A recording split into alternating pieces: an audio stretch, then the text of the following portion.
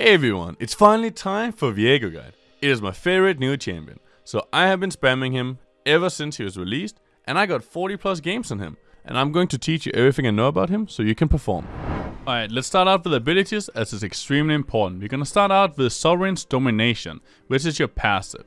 It allows you to possess a champion if they die within 3 seconds of being hit by you. You have 8 seconds to do so after they die, and if you choose to possess them, then you heal for a little more than 10% of the enemy's max health. It takes about 1 second to possess someone, and you're untargetable during this time, which means you can use that to dodge big abilities, for example Syndra Ultimate or other things.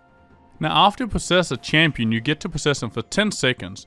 Once you possess a champion, you take all the items and standard abilities, which excludes the ultimate, because you're going to be keeping your own ultimate and it's actually reset during possession time so you can use it again. If you do choose to use your ultimate, then you lose the possession form and you go back to normal form. You also get 10% movement speed while moving towards enemy champions during possessions. Now the last thing I want to note about the passive is if you possess somebody with active items, you cannot use the active items and you cannot use the shop. Blade of the Ruined King, Viego's Cure ability. It have a passive and an active component. Let's start off with a passive. Viego's basic attack deals bonus physical damage on hit, 2 to 6% of target's current health. It also makes Viego's abilities apply mark to enemies for 4 seconds. If you hit a marked enemy, you hit them twice, dealing bonus damage and healing. The second strike works with crit and applies unhit effects in normal form. Now the active part is a skill shot. You shoot your blade out dealing physical damage, which also works with crits. So crit modifiers will help you out if you're going for a crit build. Next up we have Spectral Maw, the W ability. When using this ability you get slowed by 15% and charge up with a 3-second duration. The ability does magic damage and stuns the opponent. Stun duration is 0.25 to 125 seconds, based on how long you charge up the ability. It takes 1 second to fully charge it, and then you have a 2 second extra time to buff it and wait around trying to aim it. Now the damage doesn't change depending on how long you charge it, so you don't always want to charge it up fully, and sometimes you want to use it as fast as possible. Harrowed Path. Viego fires out a mist around him for 8 seconds. If fired at a terrain, the mist will go around it and become really huge. Viego gains attack speed and camouflage in the mist. Camouflage means that you're invisible unless an opponent is close to you or if you've recently been fighting. You also gain a massive movement speed buff while camouflaged, and also you will be shown briefly if you use your W ability. Overall this ability is perfect for roaming and it's perfect for fighting and doing small trades in the laning phase. It also allows you to sometimes escape ganks in very unique manners, which is really cool. Viego's Ultimate Heartbreaker allows Viego to discard a possession if he has one. He also gains displacement immunity, which means you can't be moved, but stuns will follow you to the location of choice. If you hit an opponent, you'll deal physical damage to the opponent in the area. The damage is increased by attack damage and critical strike chance. You also knock back all but one opponent. The most wounded enemy won't be knocked back, instead you deal bonus physical damage to him and slow for 0.5 seconds. Also applies unhit effects on that singular person. Basically what that means is this ability is meant to be used to either escape fights or to execute people. You don't want to use this ability early because the damage is increased as an execute for the singular opponent that you're trying to kill. And that damage is increased by the target's missing health, so the lower health they are, the more damage you end up doing. Alright, it's skill order time. So on Viego you want to max Q first, E second and W third. Mostly you want to go Q at level 1 unless you're using W to try and get a kill from a level 1 fight. After the first ability you want to go W if you play aggressive and E if you're playing safe. W allows you to play super aggressive and stun people. E allows you to play a bit more passive and survive easier. Now the reason we are maxing E second instead of W is because it allows you to have a lot more pressure and you can spam it, which is really important. You want to use it as often as possible. Also it allows you to quickly move into the enemy jungle and potentially gank the enemy jungler or move between lanes, which is extremely useful. Question of the day: what is your secondary role in ranked games and why did you choose that secondary role? Runes for Viego. So there's 2 rune builds that you should know about. The first one I will mention is the least popular one, but the one I use all the time. I go press the attack, then I go Triumph or Overheal. Both are okay, it doesn't really matter. Most people go Triumph, but they're both fine. Next you go Alacrity for the attack speed or Legend Bloodline if you need some lifesteal. Mostly you will be going for attack speed. It's generally better unless you really need survivability. The last one you will be going for either Coup de Grace or Last Stand. Unlike a lot of other champions, Coup de Grace is actually good because you're looking to one-shot people in team fights depending on the build of choice. Last Stand will however be better in bruiser fights that are more prolonged where both are fighting for a longer period of time.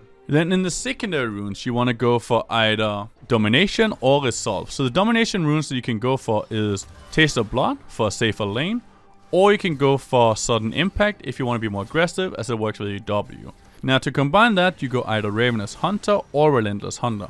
I think Relentless Hunter is extremely underused because it works extremely well with your playstyle. You want to move around the map a lot, and it gives you movement speed to do so. Now the second one you want to look at is going to be Resolve, and a big reason for that is because of Unflinching. Unflinching is absolutely amazing. You don't really want to be running Tenacity over in Legend Tenacity, so Unflinching actually provides you with a little bit of Tenacity, which is very nice. And then also you can go Sycomen or Bone Plating, they're both great, depending on what you need. Bone Plating for all-in fights, and Sycomen for more poke fights. Now that is my preferred rune page, and it's good against almost everybody. Now there is another rune choice, which is Conqueror, and this choice does worse overall, but the thing is that there are situations where you want to have Conqueror because maybe you're fighting as a tanky bruiser or a tank, and you want to have extremely long fights.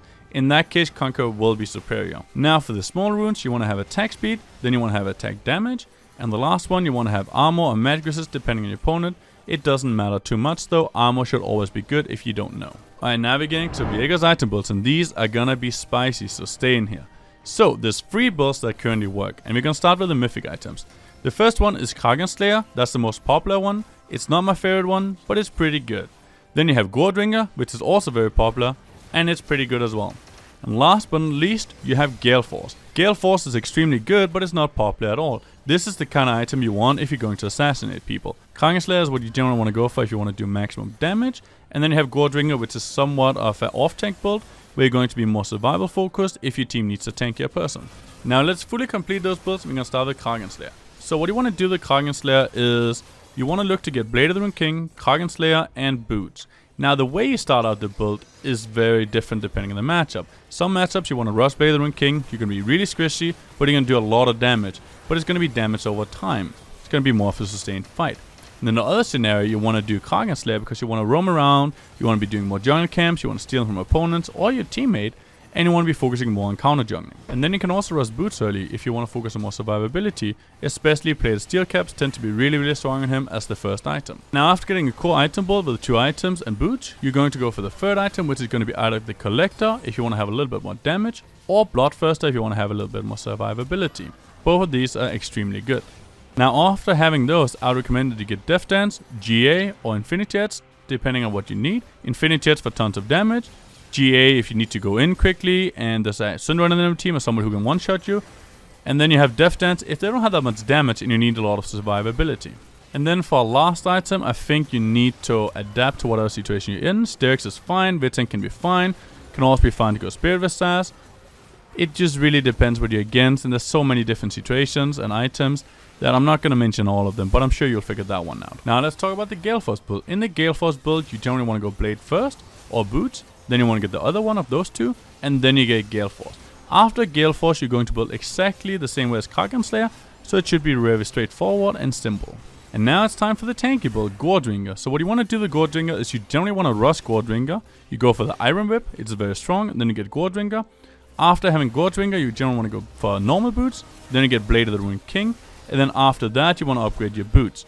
If you're behind, you have to upgrade your boots before getting Blade though. Now after having your core build, you'll generally go for Stoic Skates next. After having Stoic Skates, you'll go for generally a GA or a Death Dance unless you need anti-heal or you need something like a Widsent because the enemy team is primarily magic damage. And then again, like before, I'm going to leave the last item open because it really depends heavily on the enemy team comp. One honorary mention that I will talk about is Gargoyle Stoneplate. It can be very good and you can also build it as a 4th item if you really need to just be a tank, but generally that shouldn't be your job. Now I will do 2 honorable mentions for mythic items because I know people are going to ask me about them. Trinity Force, I think it sucks. I tried it a lot and it doesn't feel good. Now it will scale really nice and you will be really strong later on, but it just makes your early game really crap and it doesn't feel nice at all. Then you also have Immortal Shield Bow, which again, it doesn't feel good, I don't like it and I'm not a fan of it. But I do mention them just so you guys know why I haven't put them in the guide. If you like the guide, click on one of these 2 other guides that I have showing up on the screen and I'll see you next time. Peace.